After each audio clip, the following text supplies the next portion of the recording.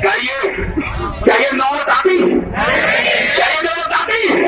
नहीं, हम चुप बैठे रहे, हम चुप बैठे रहे, वोटिंग लाएंगे, समाजवादी को लाएंगे, हम चुप बैठे रहे, भाजपा को लाएंगे, हम चुप बैठे रहे कि हमारा भी समय आएगा, लेकिन समय तो उल्टा ही चलेगा।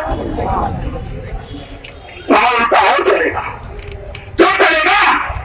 आपके वोट का अधिकार है।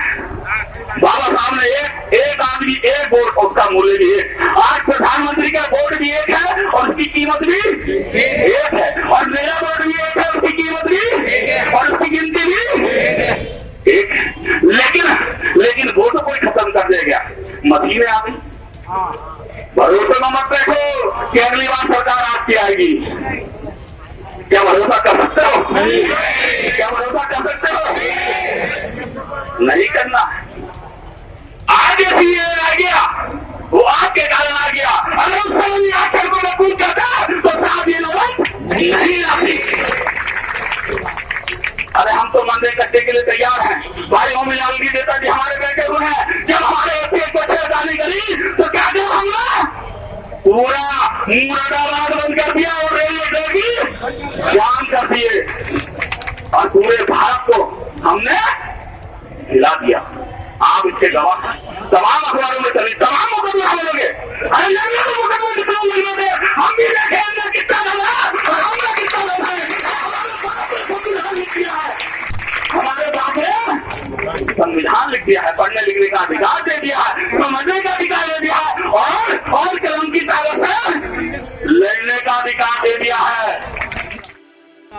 वार्तालाप कर रहे हैं, बात कर रहे हैं। देखिए सरकार, हम ये कहना चाहते हैं कि मुल्क हमारा, ये देश हमारा है और इसी देश की जनता ने उनको जो है पूरी केंद्र सरकार और भारत सरकार वो आज केंद्र सरकार भारत सरकार में बैठे हैं। तो मेरा मानना तो ये है कि उनको है आना चाहिए था और यहाँ के लोगों की समस्या को समझना चाहिए था और उसके बाद में कोई डिसीजन लेना चाहिए था। लेकिन मेरा मानना यह है कि 1 महीना 1 दिन हो गया, अभी तक सरकार की तरफ से कोई भी नहीं आई। भी पानी है और महावीर जी एनआरसी को लेकर 31 दिन मुरादाबाद ईदगाह मैदान में प्रोटेस्ट करते हैं, इसके बारे में आपका क्या कहना है? सबका यही कहना है कि ये गलत कानून है, पूरे देश में इसका विरोध हो रहा है। इसलिए बना हुआ है, अधिकतर लोग इस देश के मूल निवासी हैं, यहाँ पर कोई नहीं है। वो लोग लेके आए हैं, तो सरकार के लिए फिलहाल लागू नहीं होगा। नहीं लागू नहीं हुआ, उनके लिए तभी क्लियर एनआरसी पे सब उसको क्लियर करो कि एनआरसी जो है उसमें क्या क्या पॉइंट होंगे। अगर आसाम की तरह एनआरसी लागू होगी तो पूरे देश के अंदर जो मुस्लिम और दलित है आधे से ज्यादा बाहर हो जाएंगे। एनपीआर तो हर 10 साल बाद लागू होता है, तो उसमें आपको क्या दिक्कत आ रही है? एनपीआर ये उससे किसी को कोई दिक्कत नहीं है, लेकिन ये बहाना है ना। असली जो खतरा है वो एनआरसी से है। ये धोखा दिया जा रहा है, धोखा जैसे मछली को धोखा दिया जाता है कि पकड़ने के लिए उसमें ऐसा लगाया जाता है कि मछली पकड़ी जाती है। तो ये मतलब सीए जो है चलो लागू कर दिया, कोई बात नहीं है। एनपीआर भी लागू हो जाता है, कोई बात नहीं है। लेकिन एनआरसी जो है बाहर तो उसमें होंगे ना लोग। सर 159 याचिकाएं सुप्रीम कोर्ट के अंदर पड़ी हुई है एनआरसी और एनपीआर के विरुद्ध, इसमें आपका क्या मानना? आप एक एडवोकेट है, आपकी क्या थिंकिंग है? अभी देश के अंदर जो है जो असली कानून है, जो हमारे भारत का संविधान है, उसके अकॉर्डिंग कोई भी कानून यहाँ पे नहीं चल रहा।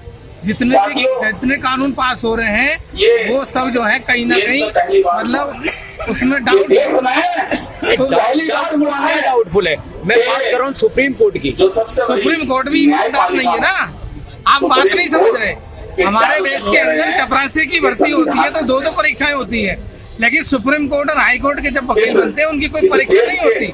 जो सॉलिड जो परिवार है लॉर्ड मेयर के वही जज बनते हैं और वो वो फैसला देते हैं जो केंद्र जो आपको लगनी पड़ेगी। क्या मानना है? देश में परिवर्तन नहीं है? देश में परिवर्तन है या नहीं? परिवर्तन नहीं है। क्या परिस्थिति है देश में? देश के हालात बहुत गंभीर है। किस तरीके से? मतलब कानून लागू नहीं है यहाँ पे, तानाशाही को जब तक रोका नहीं जाएगा, जब तक जो है मतलब दूसरे देश भी इधर को देख रहे हैं, लेकिन ये अभी जो है देश की जनता की आवाज वहां तक नहीं पहुंची। देश की जनता की आवाज जिस दिन वहां पहुंच जाएगी, वो जो है केंद्र सरकार पे लगाम लगाएगी कि आप ऐसा कोई कानून पास नहीं करें, देश में आग लग जाए।